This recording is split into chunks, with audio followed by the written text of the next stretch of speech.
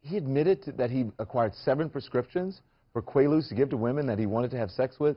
First of all, I don't know how he got them. Was this in 2000 or whatever this was? But describe to our viewers what Quaaludes do to people, Dr. Drew.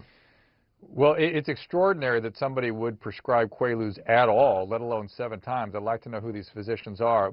After the 70s, they were essentially gone as a therapeutic medication.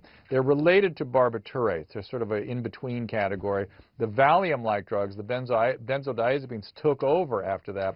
But a Quaalude is a medication that causes memory difficulty, severe intoxication, sleep, and sort of an atonic muscular situation where people are sort of floppy. They can't really propagate through space very well. And you notice a lot of these women describe that. The other thing that was sort of extraordinary about the medications that they were exposed to is that they all described 2 or 3 sips and then whammo, they were out, suggesting that there was very high concentrations of something in those drinks. The other substance that has been implicated is GHB. That would have been later on in the course of all this. GHB is a common substance that gets in sort of date rape drugs or drug-facilitated sexual assault, we call that. Joan, whom we had sitting there, I talked to her earlier this evening on my program, and she says she thinks she was exposed to benzodiazepine, which is the Valium-like drug, and Quaaludes. And Quaaludes. That's what I was going to ask you. Is it like a GHB, which is used in some instances for sex? Is this Quaaludes sort of a drug that is used for sex? At one time it was. In fact, there's a lot of lore of people calling it something that was used for really drug-facilitated sexual assault in and around Hollywood in the 70s. It was something that was sort of in the culture at the time. And, you know, now we look at this with absolute horror, but I'm telling you, there was a cultural moment there that we need to take note of, and I trust the feminist scholars are getting their hands on this. When a woman can say she was raped, step up, tell her boss, and they told her to shut up. This is just unbelievable, the way we used to treat women, and this is sort of symptomatic of what was going on at that time. You know, let's talk about his behavior. He's held himself up as a public moralist, right?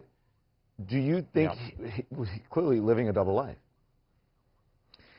Well, not the first artist to do that, let's be fair. And you can't take away the impact his programs did, in fact, have. There was a positive impact of the programs on television that he was a central part of. Does this negate that, though? All the good that you think came from that, does this negate it?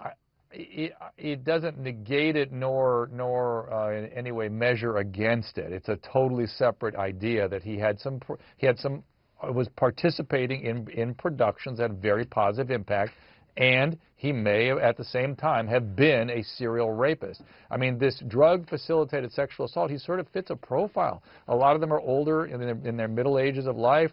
Sometimes there are accomplices involved in this, and I keep hearing that there were other men around sometimes when he'd offer these women drinks, so it sort of fits kind of a profile where men feel entitled, they want to be completely dominant over women, and that's, in fact, if indeed these allegations are true, what he was able to carry out. Do you think that because people can tell themselves things over and over again so much so that they believe it, do you think that could be the case with Bill Cosby? I think he was, you know, in a way that's sort of dismissing I forget the word, I can't find the word I'm looking for, but the depravity. It dismisses the depravity to say there was a cultural moment here. He was still depraved. Yes, there was a cultural moment. Yes, there was denial. Yes, there's a psychological process here. It doesn't make it not depraved. We asked people on social media what they wanted to ask you, and overall, they said, how would you characterize Cosby's behavior? Well, again, it's this drug-facilitated sexual assault, which is a syndrome that's not that well studied, it's not that well understood in situations like this when there's serial rape. I would call it, you know, people want to call it sociopathy. I can't really call it that. Obviously, I don't know this man, but you certainly see the narcissism operating, where you lose the capacity to empathize with your victims. Otherwise, how else could you possibly do this? And lack of empathy is the most serious liability associated with narcissistic personality construct.